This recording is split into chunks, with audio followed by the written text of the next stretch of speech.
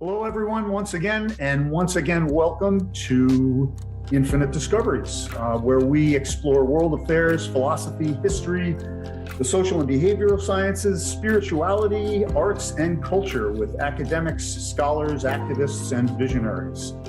As always, we are your three happy hosts, respectively, Rich Brago, Miguel Rodriguez, and Aurobindo Mahapatra. If you want to put further faces to the names, feel free to visit our website, infinitediscoveries.org.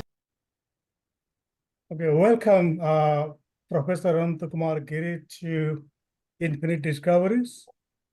And for our viewers, Dr. Giri is a professor at the Madras Institute of Development Studies, Chennai, India. He obtained his PhD in anthropology from Johns Hopkins University. Professor Giri is a renowned scholar, and he has taught and done research in many universities in India and abroad, particularly in Europe, America, and India. He has an abiding interest in social movements and cultural change, criticism, creativity, and contemporary dialectics of transformation, theories of self, culture, and society, and creative streams in education, philosophy, literature. Wow. I mean, such a vast area of research and teaching he has. Dr. Giri has written and edited about 2 dozen books. I mean, can you imagine that? 2 dozens. I mean, if I count all the names, I mean, it will take a lot of time. But he has written many books in Odia, that is his mother tongue, and in English. Some of the books are Global Transformations, Social Healing, The Calling of Global Responsibility, Conversations on Transformations, Social Theory and Asian Dialogues, Cultivating Planetary Conversations, and many others. I should share personally that I know Professor Giri for about a decade, I think, and he participated in one of my conferences, which I organized in Orlando in 2017. I also took part in some of his academic activities, webinars later. And interestingly, there's a kind of personal story that we came from the same state of India, that is Odisha, and following local custom, I call him Ananta Bhai. So welcome, Ananta Bhai, to Infinite Discoveries. I mean, your area of research teaching is so vast, so widening. So it's I'm kind of curious that you started from anthropology. I mean, usually when I think about anthropology, I think people are in field like looking for kind of fossils, bones, or doing some research. But you moved, it seems you widened your research into multiple areas, almost all areas of social science. And I came across multiple words like transformations, planetary realizations, global transformations, dialogues, dialectics. So if you start kind of narrating your personal journey that you started from a small town in Odisha and then came to America. So if you narrate your journey as a student, as a scholar, as a professor, as an educator, that how from anthropology you proliferated into other areas. It's very fabulous, fascinating journey. So would like to hear about that in the beginning. Thank you so much. Thank you so much, Professor Devidatta Aurobindo Mahapatra and Miguel, Professor Rodriguez, and Professor Richard. And we greet each other with our names. I call Aurobindo as Aurobindo, Miguel, and Richard. Thank you for our co-presence. And we are grateful to nature and divine for this conversation. And thank you for your kind question. And just 2 days ago, I was visiting Pondicherry, and I was in the French Institute. It's a very beautiful place of learning. And I came across this book by Michael Sandel called Tyranny of the Market, which we might have heard. And it is so amazing that Michael Sandel is concluding his book with a very deeply evocative theme called democracy and humility. And that is so crucial to our present time, including the just concluded presidential debate in America. And what Sandel is concluding, that how each one of us, our own life journey is in fact a journey of grace. And what he's even, it's very amazing that as a political theorist, political philosopher, with his all secular background, he's concluding that the whole tyranny of the market is that it makes us forget that our own life journey, whatever we have come to, is in fact a product of so many grace. And he writes, therefore, but for the grace of God or the accident of birth or the mystery of fate, go I, and he quotes this line, thou, but for the grace of God, there, but for the grace of God, or at the accident of birth, or the mystery of fate, go I. Such humility is the beginning of the way back from the harsh ethics of success that drives us apart. It points the tyranny of the merit towards a less rancorous, more generous public.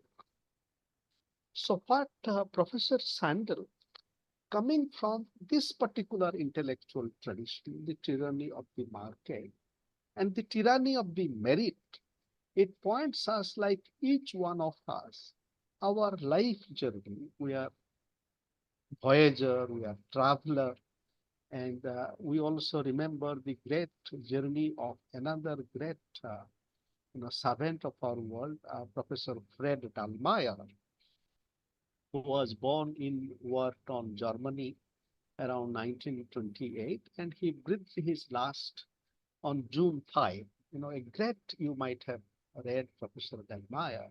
So Fred Dallmayr, his important contribution is that he develops the idea of homo viator, and that means man the traveler.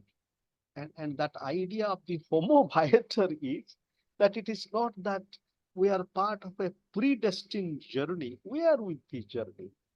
And Professor Dallmayr invites us to realize that it is the journey that takes us, it is the journey which really embraces us, takes us the life, the roads. I have a poem about rivers of life, the road of life, in which I submit that it is the road and rivers of life, as we are offer ourselves to the roads and rivers of life, then the roads and rivers of life adopts us, it embraces us and takes it forward. So it is in that way, myself being born into a small village named Jamalpur, we both, Oro and myself, we come from Odisha. And when I was growing up, so during the rainy season, there was no road to our village. So we would go, and there would be water in between the school and our homestead. So myself and some friends, we will go into the water and we'll put our school bag and the dress upon our head. Wow. And then we would come. And then from this school, I came to a neighboring school, high school. And after that, I came to study in a noted college in Odisha named Revensa College. And Aurobindo knows this place. And Revensa College, for example, has gifted some very interesting creative people, including the great poet Jayanta Mahapatra from Odisha. And his poetry has created ripples around the world. And another great son of Odisha and Revensa College is one called Chittaranjan Das, and we call him Chittabhai. And he was born in 1923, and he was a student of this college. And he left his studies and he joined the freedom struggle in 1942 during the Quit India movement. So as I came to Revensa College, uh, somehow I got to hear one of his speech at the SCV Medical College on the fourth dimension of human health. And so this little interaction, and then I came to, you know, work with him, discuss with him, and that was a very graceful meeting. And then I could realize that I was studying science, but because I come from a village school, in our school we didn't have laboratory. So I was good in mathematics and theoretical physics, but in the laboratory I was feeling so out of place. And then meeting with Chittabhai created a possibility that how being a student of society, one can become a critic of society and then contribute to the challenges of social transformation.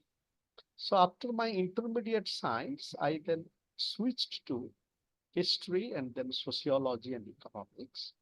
And that was my BA studies in Odisha.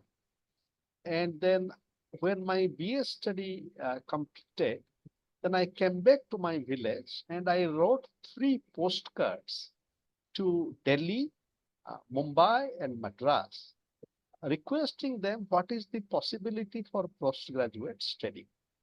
So Delhi replied, it says that you have to sit in an entrance examination. And that is how I came to Delhi. I sat in the entrance examination and I stood third in the All India rank, which gave me a scholarship and also a hostel. Because as Aurobindo would realize that in Delhi, what is most important is to get a hostel seat. Otherwise, you would have to stay on the street and like Abraham Lincoln, and he was studying under the lamp, So, and then, and when I was studying in Delhi, and I'm just concluding this little background journey in a minute. So then I came back to my village. So after the first year, and I thought, please take your time. Please take your time. Yeah. and I thought that, I would be really, I have not done well in the exams. Then I got a postcard from a friend. She told me that I have stood first in the MA first year examination. And then I met her, I asked her, her name is Olka, what are you doing? She said, I'm applying for graduate study in America. So I thought, let me also make an application. And that is how I applied. And then I came to the Johns Hopkins in 1986. So my journey to social science, to sociology, came from this kind of movements of life. So even as an undergraduate student, I was reading Talcott Parsons, The Structure of Social Action. And also Chittabhai had given me Pitrim Sorokin's book, and I was reading Eric Fromm and Khalil Gibran. And so the whole journey with social science and also Carl Gustav Jung. So it also history, Arnold Joseph Toynbee. So it began with this kind of our social, as a student of society, we are really student of life. But and also in Delhi, I studied with very great minds in sociology. My teachers were Professor J.P.S. Ubrov. He's a great thinker. And in 1978, he wrote a book called Science and Culture. And in 84, he wrote a book called The Other Mind of Europe, Goethe as a Scientist. And then he has also written on religion, civil society, and sets. Professor Ubrov, Professor Veena Das. It's a great anthropologist and philosopher, uh, a very deep thinker of our contemporary world, and also Professor Andre Bete. Andre Bete is a sociologist and also very open to cross currents of ideas. So, and then I came to Johns Hopkins and I studied anthropology. But in America, anthropology is of a particular kind, especially cultural anthropology with its emphasis on field work, because in the Western world, anthropology still suffers from a kind of tendency to otherize others. So I had my struggles with my teachers at Johns Hopkins anthropology, just to think that American anthropology is not world anthropology, and but it was a very healthy art. So that was a very creative, creative kind of learning, and they forced me to realize that as a student of anthropology, I have to do field work. So till now, I thought that reflection on human condition is autonomous in itself. But this Johns Hopkins emphasis on field work was a very important turning point. And therefore, when I came to America, another life journey is that in the in the winter of 1986, so when it was very cold in Baltimore, the Christian Students Association from Johns Hopkins University was organizing a travel to Florida. So, so, so somehow I got an invitation. So I joined our friends. It was a cross-country journey from Baltimore to Titusville, Florida, and Kennedy Space Center. And the beautiful aspect of American life, hosted by a host family, kind souls.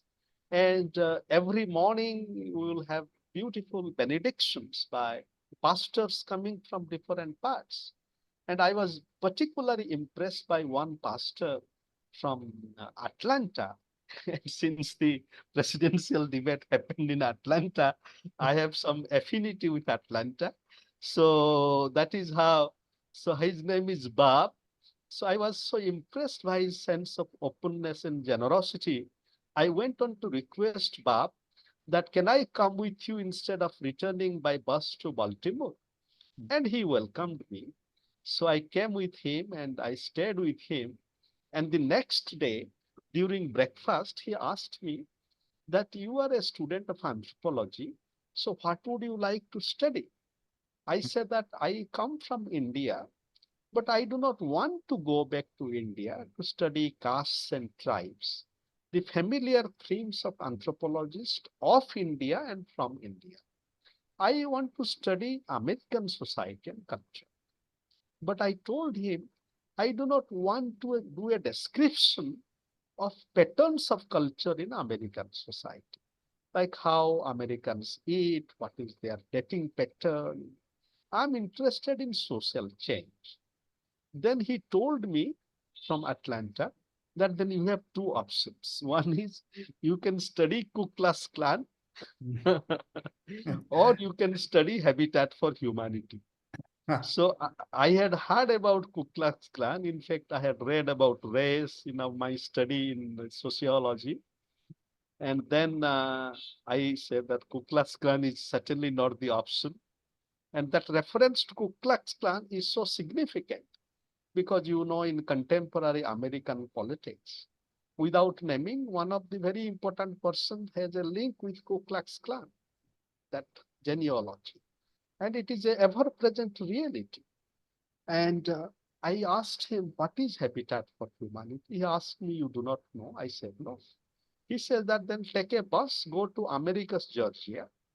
And then he explained to me that how Habitat for Humanity is a Christian ecumenical movement growing up from a community near Americus, Georgia called Kononia Farm, which means Kononia means community, and it was established by a very important pastor and theologian named Clarence Jordan. And Millard Fuller from Alabama, a young man, millionaire at the age of 30, came there out of his life crisis. He became a volunteer in Habitat, and then he started this project of building houses in Americus, Georgia, with the black sharecropping farmers. And then it became translational. So that I came to Habitat for Humanity. I stayed in Colonia Farm for a week in the first week of January 1987.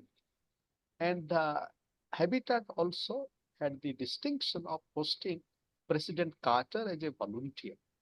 So then President Carter was living in Plains, Georgia. And like many of us will go to the Sunday and listen to his, he was taking Sunday classes for children. And so that was my journey into anthropology in this sense. And therefore, Habitat for Humanity, understanding American society, then it requires a different kind of anthropological practice. So that is how I, with learning with my teachers. And my teachers were very kind. For example, all of them were very different kind of pioneering anthropologists. Sidney Minch, who was a student in Columbia, Sidney Minch, Eric Wolf, all of them, they contributed to transformation of anthropology as anthropology of the world. Similarly, another great scholar, Emily Martin, so she started working on American society. So all this learning, and also I had very wide set of learning experiences with teachers from other departments.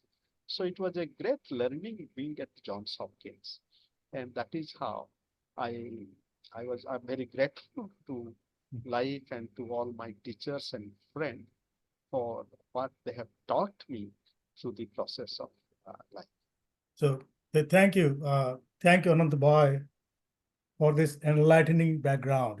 This is very interesting, very inspiring. So after your PhD, you decided to come back to India, and then you joined Madras Institute of Development Studies. Or so after PhD, what was the next journey you took?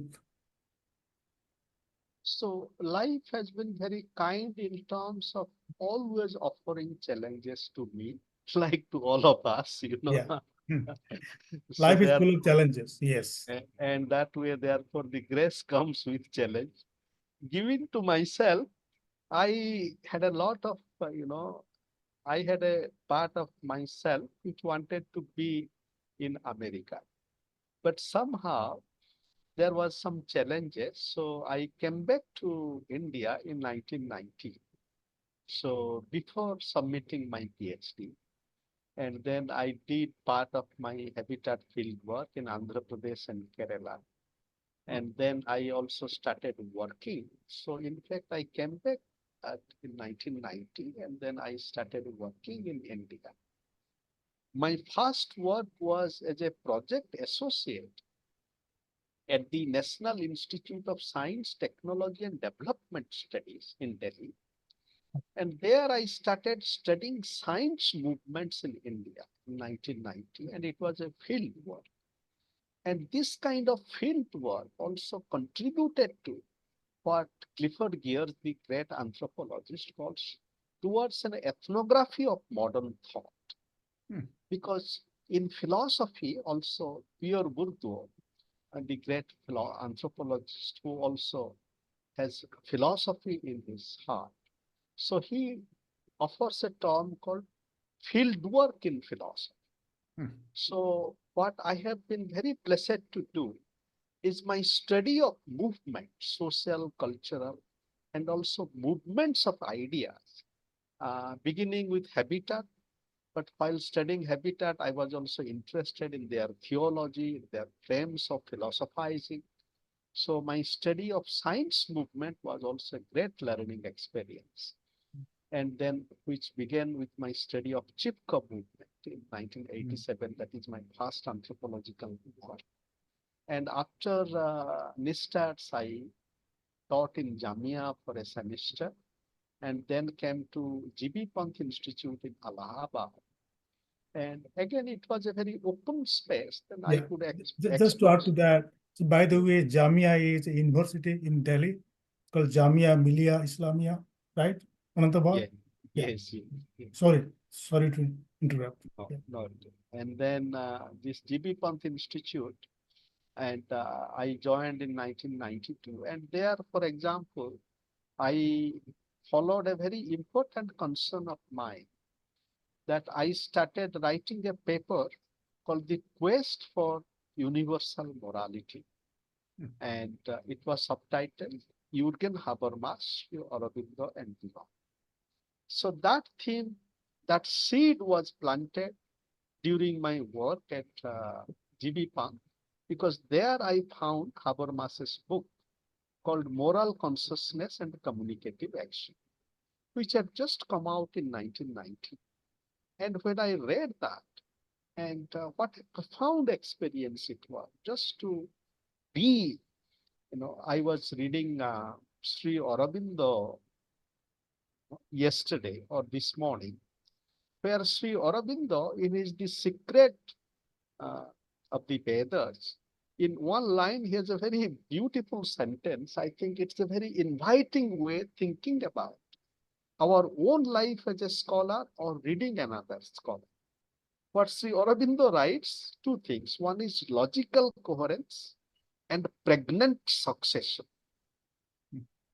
And when we read a mind like Habermas, we are touched by that, the whole, and despite Habermas' critique of poetry, Heideggerian poetry, Habermas is not innocent or not away from a sense of poetry and that he had, a poetry of thinking. And it's that just to flow with that. So that early journey with Habermas was a great experience.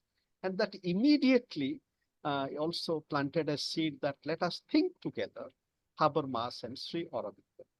So that kind of, that little experience I had, and that I started working, it has been an ongoing concern.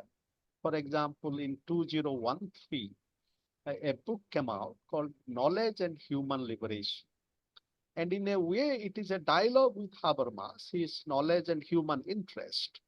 But the seeds were planted in 1992. And after Allahabad, I came to the Ravi Mathai Center for Educational Innovation in Ahmedabad.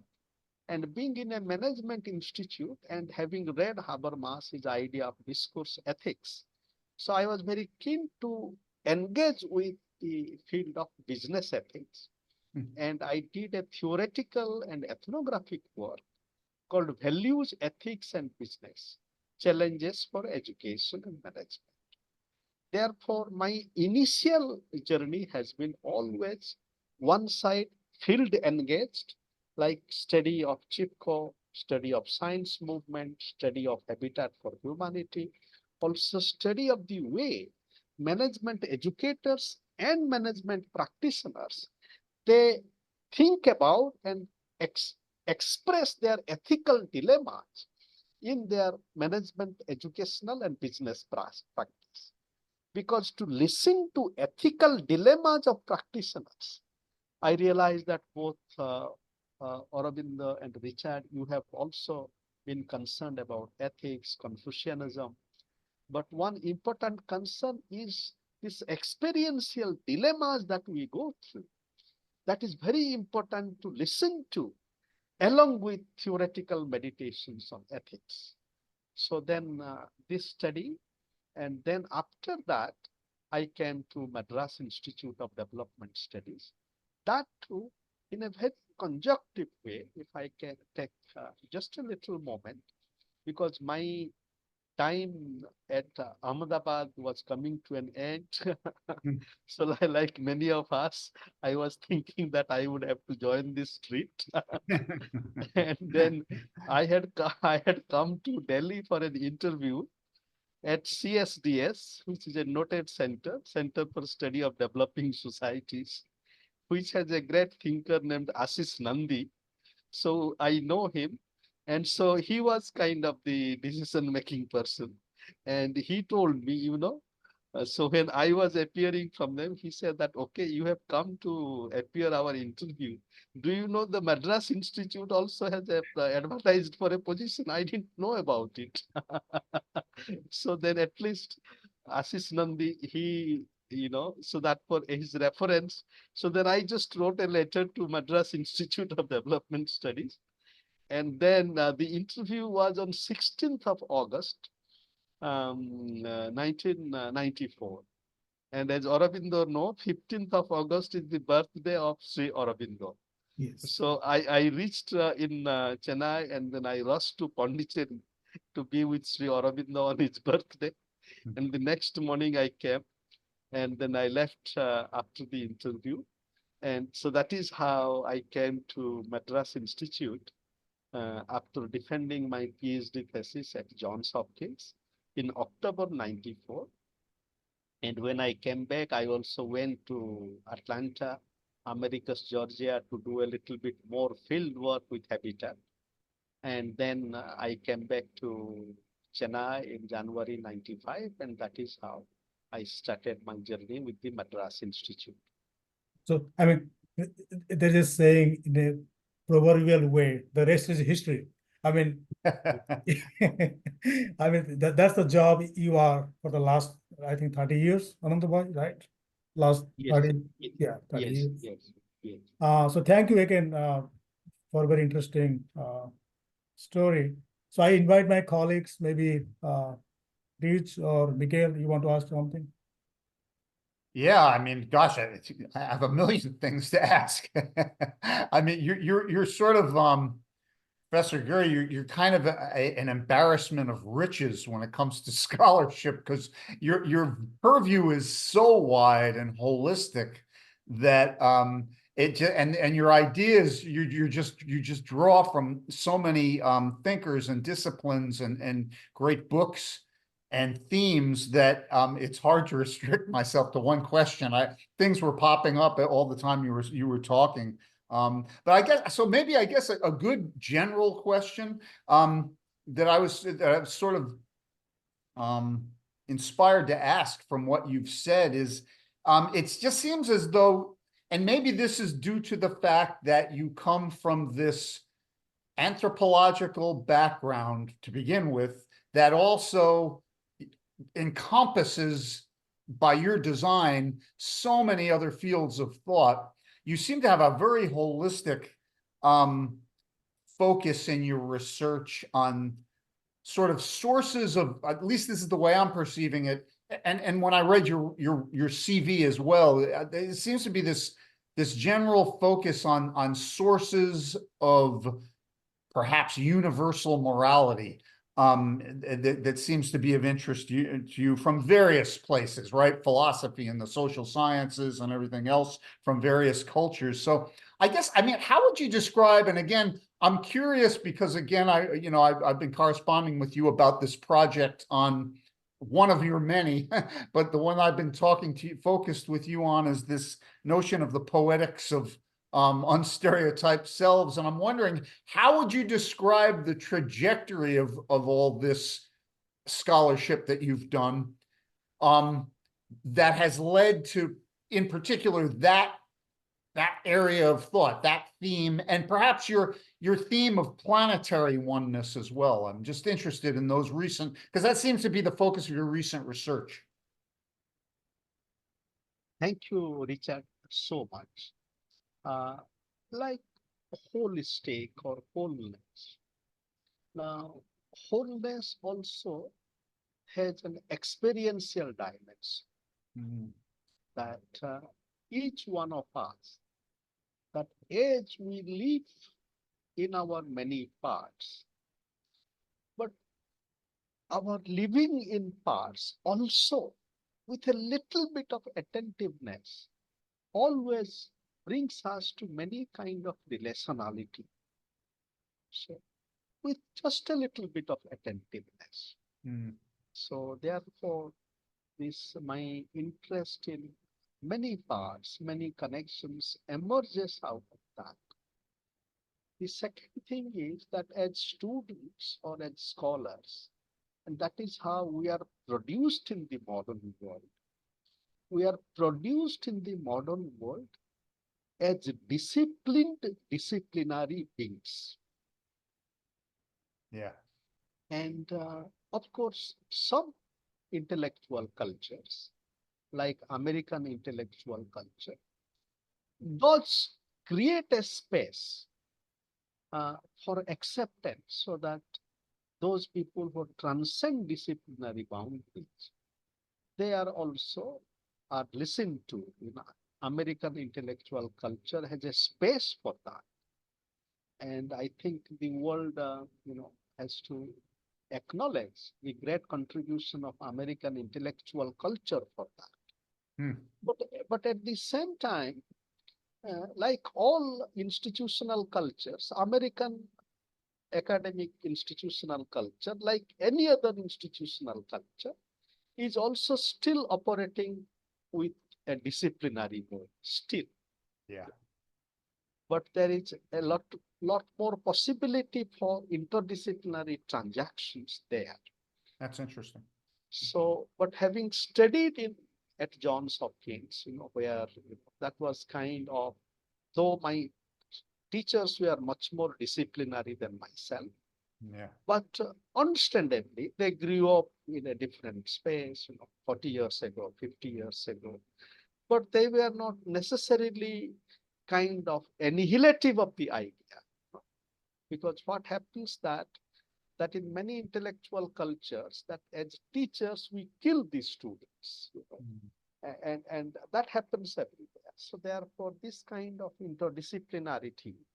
And so my journey as a student of life, I was very grateful because I was not compelled to pursue a disciplinary mode. For Yeah. example, in my institute here, Ananta, can you speak a little louder, please? yes. Little louder. So Yeah, thank you. I was very grateful that I was not compelled to to reproduce a disciplinary mode, because I am working here in this Institute of Development Studies, and which is not just a sociology department. So then I offered myself that let me be a student of the themes of life, like development, like business ethics, social movements. And therefore, that being a student of these processes has always brought me to many interlinked transdisciplinary uh, transactions that happens in the study of social movements, social development. And then about the poetic dimension is that, slowly in my life's journey, that I discovered the poetic dimension within myself. Mm. For example, when I was beginning as a student in my 10th standard, so during our puja vacations, like during October, when our Odisha countryside is graced with beautiful paddy field, I would come back and I would come to our paddy field, sit and do write poems. But then my brother-in-law told me that if you write poems, then you are going to be hungry. So you are going, so he dissuaded me. But in 2007, I was traveling in Strasbourg, France, and I was by the river Ile there, and I want to touch the river, but I cannot touch the river because the river is fenced. So in a very humble way, I started sitting by the river and I started writing a poem. So that was the beginning of a rediscovery of a poetic dimension. And then slowly I tried to bring to my study of society. I started asking that as a student of society, as sociologist, when we study, why do we have to always produce tables and charts?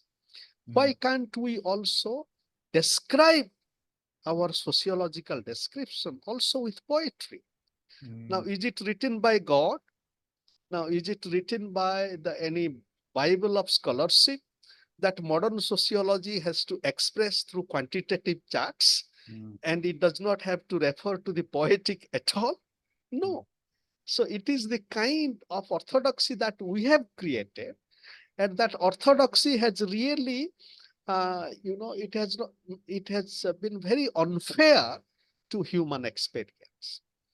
Then slowly I started exploring, and I wrote an essay called Poetics of Development in 2014, 10 years ago, which has a political context, because at that time our present Prime Minister Modi, Narendra Modi, he was fighting for election, and he had given the slogan that he would bring the Gujarat model of development to all over the country.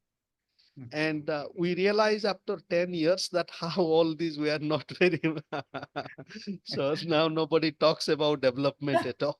And but I wrote an essay called Poetics of Development. So, as a reflection on this political use of development discourse. And then it became part of a book recently called Cultivating Integral Development. And now coming to poetics of unstereotyped self is that this is a project I am co-editing with Professor Mira Chakrabarti. And so again, the whole idea of self, I always have been very interested in the dynamics of self formation. And as a student of society, we always look at self as produced by society and culture. But in reality, the dynamics of self formation has also a creative dimension to itself. And that creative dimension is not being stereotypical, not being conventional. And so that is how. Fascinating. That's really fascinating. To follow up, have you found that, and again, because I just find, I don't know, Miguel and Aurobindo would agree with me. Your scholarly path is I would say, at least from my standpoint, first of all, it's fantastic. It's the kind of thing that I would have liked to have done more of, because I feel often constrained by the restrictions of disciplinary boundaries and academic scholarly protocols, and what you are and aren't permitted to explore in when you're writing, say, for scholarly publications and things like that. Were you ever, I don't know, were you not pressured as, say, an cultural anthropologist, if that's how you pigeonhole yourself? Were you not pressured by the people in your discipline, say, dissertations, supervisors and things like that, to be more empirical and quantitative and not, delve into all these other theoretical sort of avenues that you were interested in? Was that a challenge? Yes, there has been, and I have always been very attentive to the empirical dimension, what can be called as the experiential empirical processes. Yeah. What the great philosopher Edmund Husserl points to as the phenomenological. Right. But philosopher Husserl pointed it at a very general level. But the spirit anthropologically is the experiential empirical. But the experiential empirical also has layers of reality. Now, anthropologists can only touch at certain level, because all said and done, anthropology is by and large, or was mainly so-called as a positivist science. Yeah. And what is its methodology? Participant observation. Now, this participant observation, I submit that in anthropology, in participant observation, there is much more observation and very little of participation.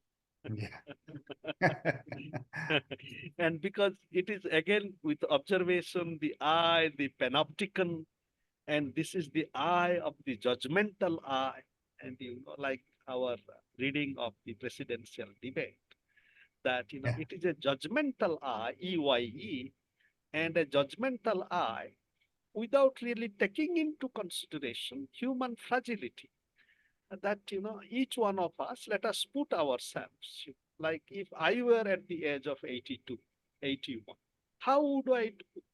Because each one of us, and speaking of generosity, because is it a crime to be a senior citizen, for example? Is it a crime? No.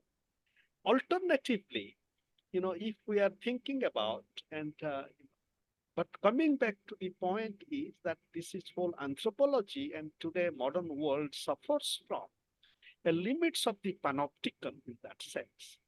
And if we are not attentive, and some interesting observers of American society, like Jeffrey Sachs, 10 years ago, he wrote a book called The Price of Civilization. And before that, Robert Bella, The Good Society, and both Sachs and Bella are talking about the need for attentiveness. And it is in that sense that therefore anthropology And I have been always respectful of the responsibility to be attentive to empirical experience. Yeah. But understanding that experience challenges us going beyond the anthropological. For example, in my field work, I spend a lot of time with people as fellow beings, uh, and not just as anthropological subjects. And in a very humble way, then these kind of processes and then help us to realize the aspirations as well as struggles of people. Wow. I mean, that is so insightful, Ananta. It's very, very illuminating and insightful. But coming back to big ideas like on stereotyped self uh, and the processes, theory and practice and experience, I am interested to know more about your research on planetary realizations. So how, I mean, when you talk, this thought is very attractive, it's very appealing. Like, I mean, with a lot of crisis going on in the planet Earth. So I'm trying to understand because I come from conflict resolution politics, public policy, and we have a lot of things going on, international conflict, uh, climate change. So when you talk about planetary realizations, what are its practical dimensions? What are its policy, practical peace dimensions? That's one thing. And second thing is, are you talking about planet Earth or you are talking about all the planets, right? There are many other planets as well, right? Now they're exploring to go to moon or Mars and all those things. So maybe if you'd like to say something about these things. So thank you, Oro. Now, planetary realizations emerges from an insufficiency of contemporary discourse and practice. Can you say that again, Ananta, please? Insufficiency or inadequacy Okay, thank you. of contemporary discourse and practice, which continues ad infinitum globalization. Now, what is globalization? Now, globalization, both for the defenders and critics, but this globalization is not isolated from the world turning event of 1492. Now, Columbus, not discovery of America, but annihilation of America. And that way, therefore, the globalization, the very discourse of globalization. So you said, sorry to interrupt, you said annihilation of America? It's not, Yes. not discovery. That sounds very kind of thought-provoking, challenging idea. It's not discovery, but annihilation of America. Yes, Interesting. annihilation of America. Because this whole, therefore, this project of the globe, starting with this, what can be called as the world-shattering event, which the Euro-American world calls the world constitutive event. It's really a world-shattering event. And I do not think there is really a coming to term on the part of the Euro-American intellectual tradition or the world destruction that happened. And now with climate crisis, we are coming to roost. Because as my teacher, Professor J.P.S. Ubroy used to say, that after you burn everybody's home, then you start burning your own home. And that is the story of the two world wars in Europe. So therefore, this world-shattering event and the discourse of globalization has no foundational engagement with this integral inbuilt violence that is associated with the production of the globe.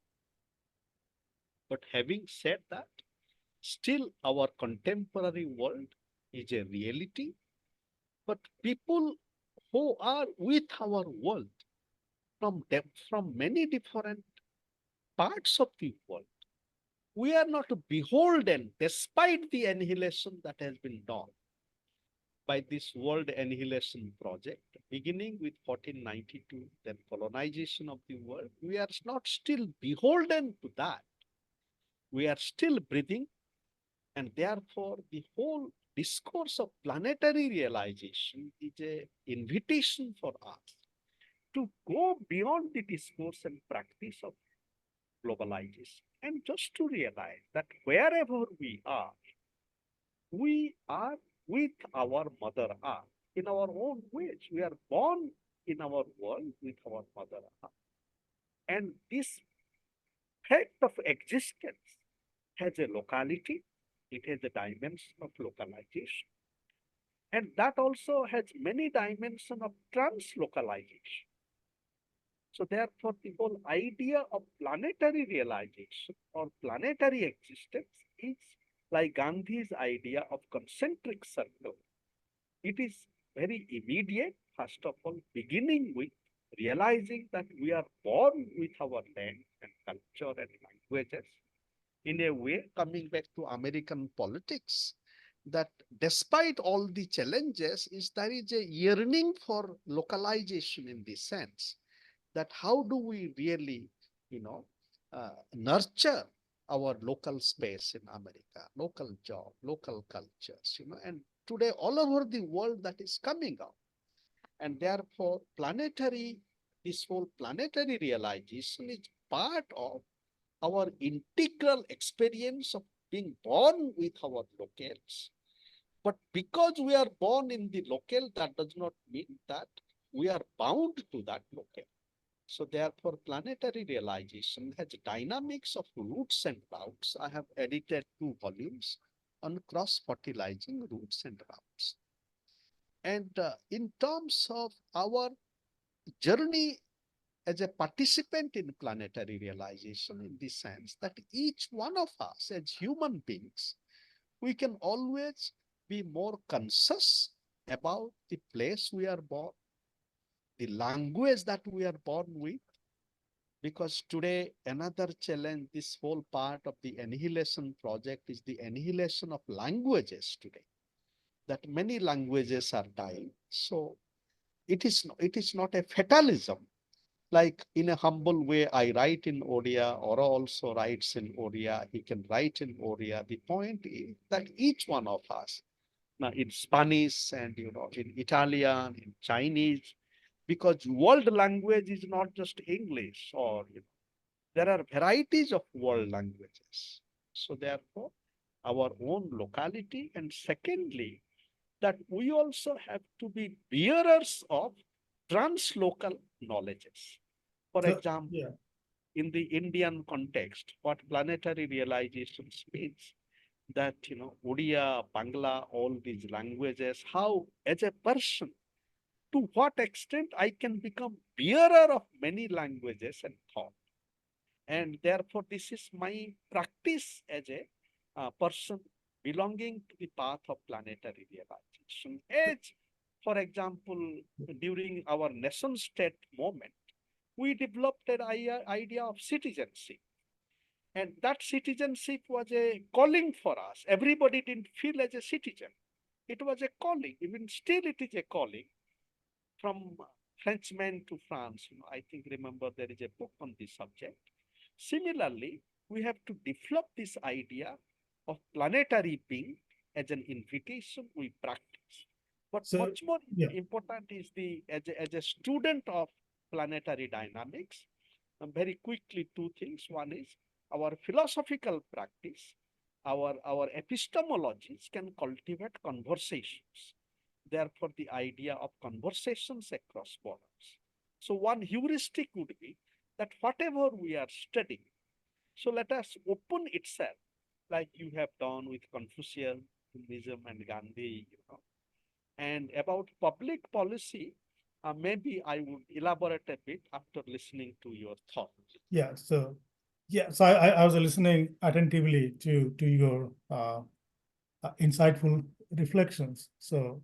And you were talking about concentric circles of Gandhi, that there's a saying that individual mirrors the universe, right? Or individual is the miniature universe, right? So does that idea of planetary realization gel with that particular idea that individual also represents the world, right?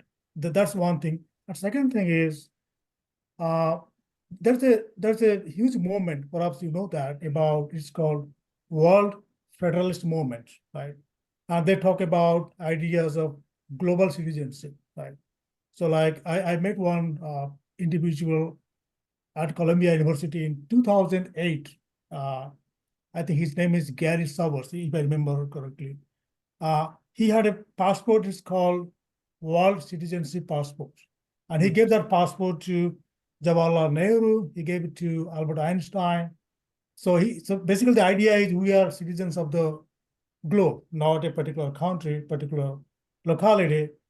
But your idea seems to be you start with local, then you gradually widen the circle. But his idea was we are all citizens of the world and we are all global citizens. And he even devised a currency called global kilowatt fund. It's not dollar or pound kind of thing. So are you talking about those kind of things, or these are different ideas you're talking about? Thank you, Oro. And there are resonances. First of all, to think with you about the individual as reflecting. Ananta, please, little louder, please. Again, we're missing you. Yeah. So as your thought Yes. about individual mirroring the universe or resonating with the universe is very crucial here. But what is our idea and realization of individual? Because in modern social science, the individual is of a particular kind, mainly the socially produced individual. But when you are talking about individual, you are also referring to a self with individual, which is with and beyond social production. And that is also a reality. Now, but because of the ideology of individualism, somehow as individuals, we have very little resources to realize this self within us as individual, which we can give a term transcendental self in a very open way without a lot of metaphysical baggage, just that each one of us has a self within us which transcends our social and cultural conditioning. So it is a reality with each one. So therefore, that today we need to work on self, like it's a very important part of contemporary philosophy, this whole work of self-work or self-formation. So that we realize this hidden self that is within us. And that once we realize, that also gives us the relation. Ananta, is that Atman? Can I call that Atman? Yes, That's self? Atman in our familiar Indian way, Yeah. but Okay. This word opens to our reality everywhere, Okay. because there is a transcendental self in each one of us, and this transcendental self has a locus in nature, and that is how science helps us. And this transcendental self also has a locus with openness to the divine in a very open way. And one does not have to be a theist to realize that we have a transcendental self. And about the federalist movement, I would like to know more about it. I also have met a scholar who talks about world constitution. I'm just remembering his name. So I have also met him. But this idea of global citizenship, it's interesting, but this path is slightly different from global citizenship, because our idea of the global citizenship does not have a fundamental realization of the problem of citizenship itself. And what is the problem of citizenship? The problem of citizenship is the problem of limits of polity, P-O-L-I-T-Y. Because right from the beginning of the idea of citizenship, from the Greek city-states, now only a few people were citizens. It was always the very idea of citizen began with inbuilt exclusion. And therefore, when Hannah Arendt says that we have to have rights, there are certain things for which we do not need any condition. And citizenship does not give us that. Today also with border and immigration. And this is a fundamental question, and it has very critical political overtone, like whether we can, because we can separate babies from their mother, and whether we would have to think about. And that is what President Biden was saying, that even if immigration is a challenge, but certain kind of policy like separating the baby from the mother, we would have to think about it as human beings, isn't it? And I think it is a valid question for each one of us, those who are attentive, whether it is political correctness or not. Because if I were to put myself in that situation, so therefore the idea of planetarity is different from citizenship in the sense that each one of us are born with our mother earth. So Ananta, so you are saying that global citizenship is too idealist, too utopian kind of thing? No. But the idea of global citizenship is problematic because of the problem of citizenship. Okay. Because the very idea of citizenship is exclusionary. Instead of citizenship, we would have to think about the reality of birth. But you're saying that planetary realization is a practical idea, is a practical, pragmatic concept. In the sense that each one of us are born with our mother earth. Can it be denied? No. And therefore, as each one of us are born with our mother earth. Yeah. But we are not the only people who are born with our mother earth. But I was thinking about, Ananta Bhai, the operational aspect of that. I mean, we can be anywhere in the world, any part of the world, any country, any state, and we're all born with Mother Earth. That's a great idea. But I was thinking about, because I'm from a practical side, I mean, political policy side. I was thinking about the practical operationality of that idea. So global citizenship is an idealist. Maybe it is difficult, but I was trying to thinking loud how to operationalize that idea of planetary realization. So, beginning with that, each one of let us just think about a thought experiment. Because we also have to realize that humanity, whatever has been done with humanity, it's not isolated from varieties of thought experiments that some people did, isn't it? In a way, that whole abolition of slavery was a thought experiment, and then it became practicalized too. So think of us, that each of us, each human being born with our earth, not only human beings today with climate crisis, that all species born with our earth, that it is our fate, and we have a right of existence. And therefore, and of course, the local community, we would create a order at the local level, at the translocal level, at the national level, and at the global level. And so that our fate of being born in a particular location has a dignity itself. Right. And therefore, what kind of policies we create. So in that context, I think concentric circles make sense, right? Gradually widening, enlarging. And humble elaboration I would like to add here. Yeah. that this concentric circle is a simultaneous circle. Okay. It is not that I first become local and then I become national, then I become global. Yeah. That makes Today, sense. Yeah. today our fact of existence is practically possible to be simultaneous. And today with technology, with our awakening, so we can create that practical policies, and when there is time for elaboration of policies, I could discuss a few things. But at this idea level, that today if we develop this idea of planetary being in a very concrete sense, that each one of us is a planetary being, which is different from the notion of global citizen.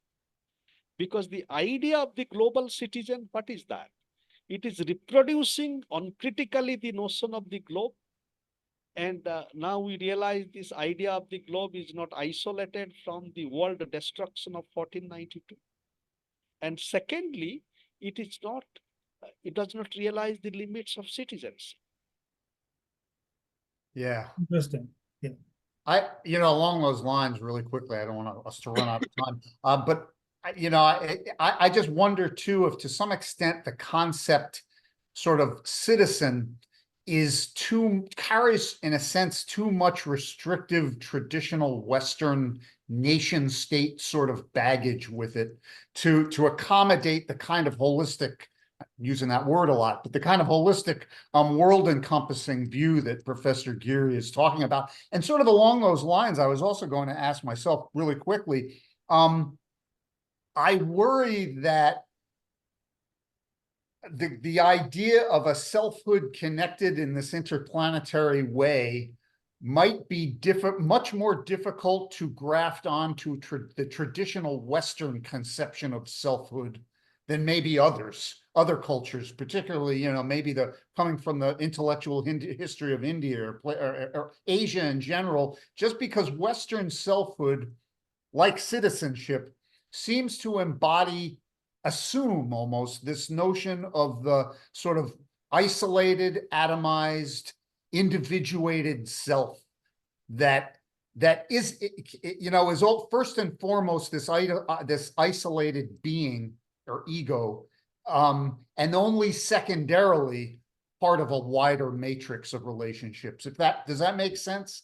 So I guess I wonder how do you accommodate these Western notions with the much more expansive notion that you seem to be talking about here? Thank you, Richard. Now, the Western notion also has layers of plurality. And unfortunately, certain kind of Western notion got predominance.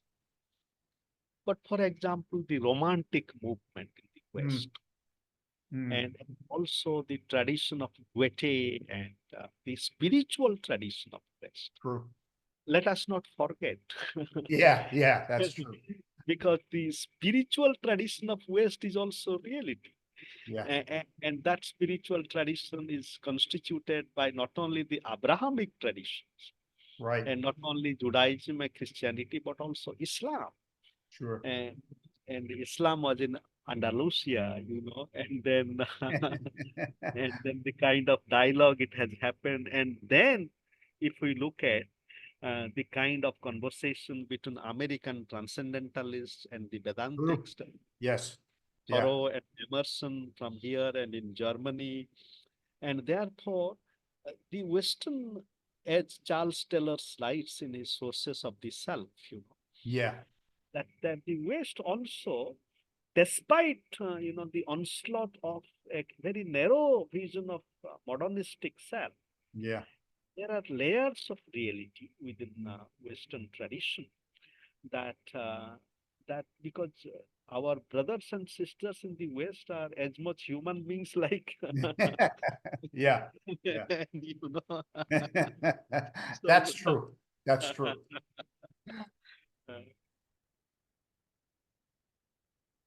I'd like to chime in here, if I may. This is such a wonderful conversation.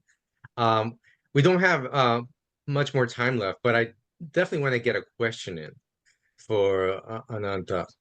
Um, bi Business ethics. You are a student and obviously a teacher of that, Ananta. And to me, business coming from the corporate world myself, I always considered business ethics an oxymoron. If you can a business a world where the primary driver, in my view, is in a sense greed and or actually a lot of it is out of necessity. We need money to pay for things that will help us live, food and clothing and all that. But in the corporate setting, there is a lot of greed in the sense of people wanting to make more money, to build bigger homes, and to increase their wealth and their status, their power. Um, how have you viewed this? Is there a redeeming factor to businesses, corporations? Is there a moral ground to uh, these things? So thank you, Miguel, and mucho gracias. And where do you come from originally, Miguel, please? Oh, well, my family's from the Dominican Republic. I was born in the United States, but all my family is from there. Dominican Republic. How Yes. nice. No. So lovely. Thank you. Now, there is a moral dimension to business, and it is also a fact. Given the reality that the dominant business and corporations have a propensity to profit maximization and greed accumulation. Given that, there is still a moral dimension. So in my study of business ethics, so I invite us to understand the field of business ethics in terms of these interlinked dimensions. One is the dimension of law, legality. Second is the dimension of the moral. Third is the dimension of the ethical. And the fourth is the dimension of self. So therefore, now there is a legal dimension, at least we can call it a dimension of legal minimalism. And though many businesses and corporations may get away with it, but still there is a dimension of legal minimalism.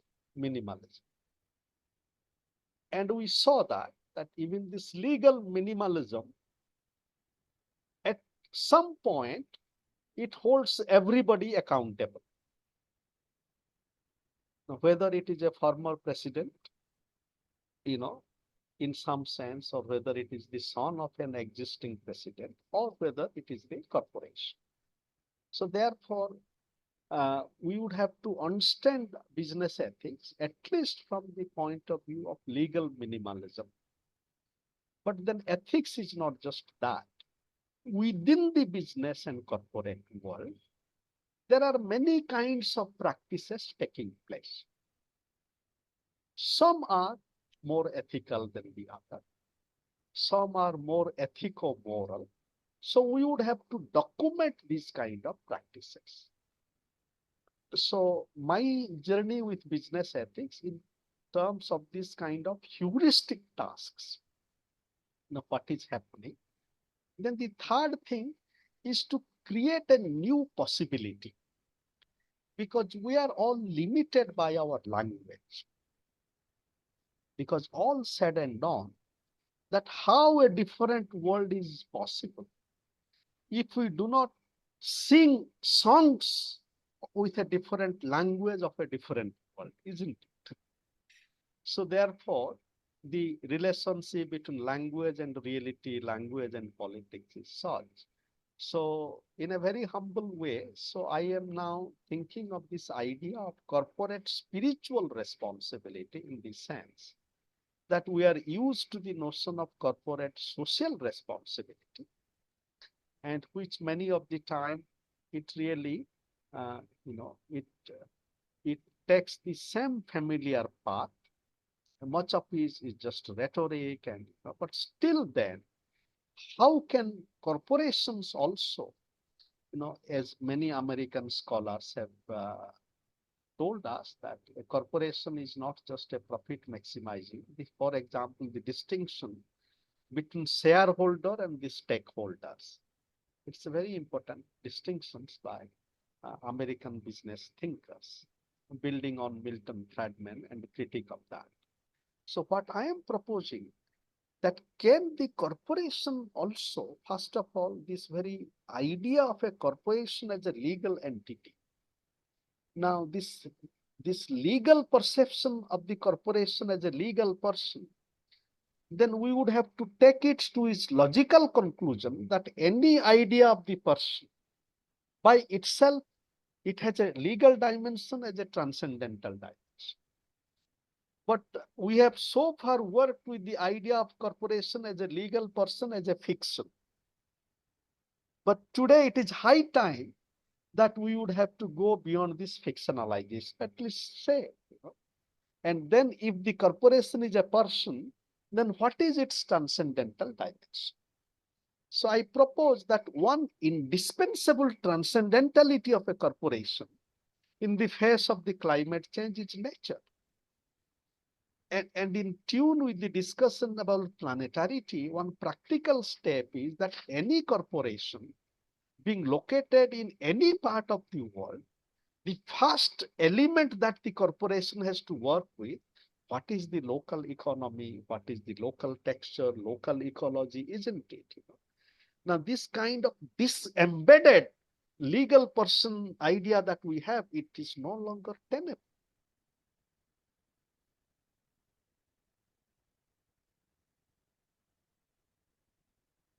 Oh, this is amazing. It's amazing. Yes, in the United States in particular, we have the issue of now the Supreme Court a few years ago declared that corporations are persons that have a right to uh, uh, have more say in our elections through contributing unlimited amounts of money. You're talking about Citizens United case, right? Yes, Yeah. correct. Yeah. So definitely, if corporations are considered persons, then as you rightly stated, Ananta, what is the logical conclusion then? Then they should be probably responsible as people, not just as legal entities. And they should be, held more accountable for the responsibility in their local communities, as well as globally. Excellent. Excellent. This has been a wonderful, wonderful, enlightening conversation, as we usually have, and they just continue to grow.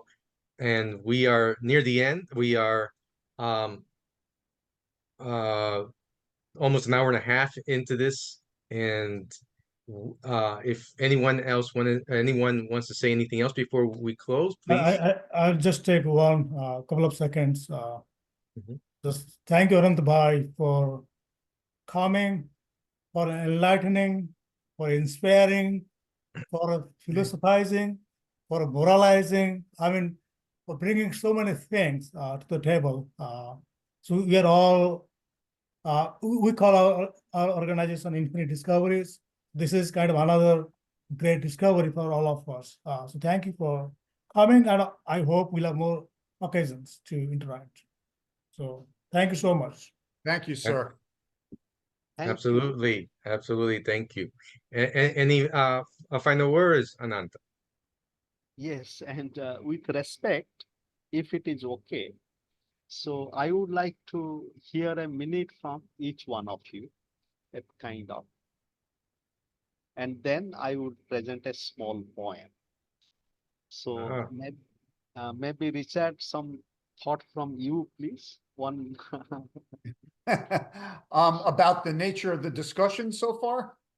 Or just the themes we discussed, one or Yeah, well, I mean, I think, what we've discussed here and the trajectory of your thought in particular is something that it seems to me in these particularly polarizing times, is one that is very much needed. And I like the notion of basing, a sort of a philosophy and outlook of non-conflict, of peaceful coexistence on our shared planetary experience. Because as you point out, it seems to me that's one common theme that really can unite disciplines and moral traditions and spiritual traditions in a really productive way.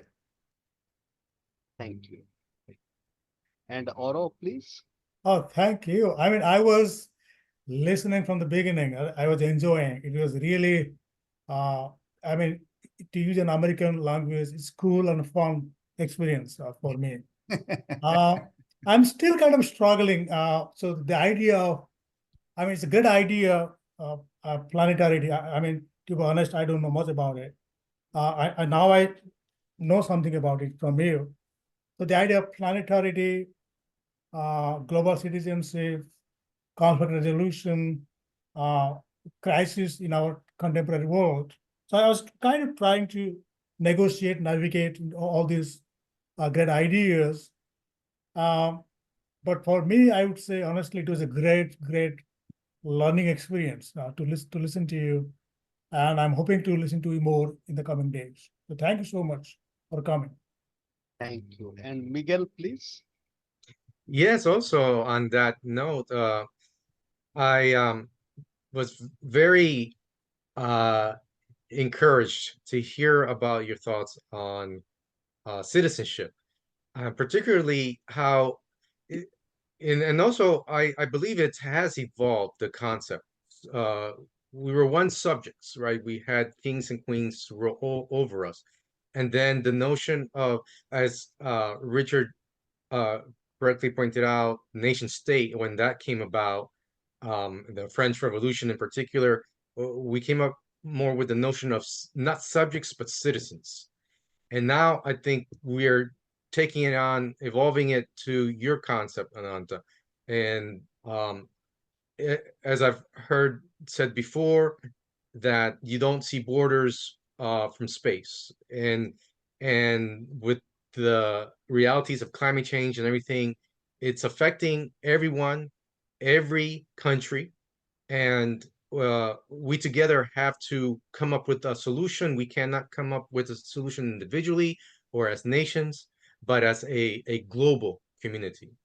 So those are my thoughts, and thank you. So thank you, Miguel, and thank you, Oro. Thank you, Richard. So with your generosity, I wish to present a poem. Please. And it goes like this.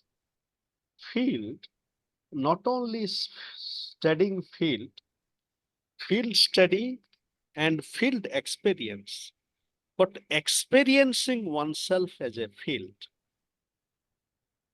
Horizontal and horizons, dancing with the vertical, being with Mother Earth and language, co-present, dances of co-presence, but not prisoners of the present. Beautiful. Dances of co-presence, but not prisoners of the present. Field yogi of a new evolution and coexistence. Art of a new alchemy of healing and wholeness. That sums up perfectly, I think, Wow. and eloquently the whole tenor of this discussion. Beautiful. Beautiful. Yes. Just quick comment. So field yogi is karma yogi are the same, Anantabhai? Or they're different? Field yogi is multidimensional. Okay. For example, field yogi is simultaneously karma yogi. Okay. He is also a Jnana Yogi, Bhakti Great. Yogi. Beautiful, beautiful. Yeah. Thank you so much. Thank you. Thank you again, Ananta, and thank you, my partners in crime, Dr. Richard Grego, Dr. Arobinda Mahapatra. Thank you for joining us, Dr. Ananta Giri, and you're also listening to me, Miguel Rodriguez.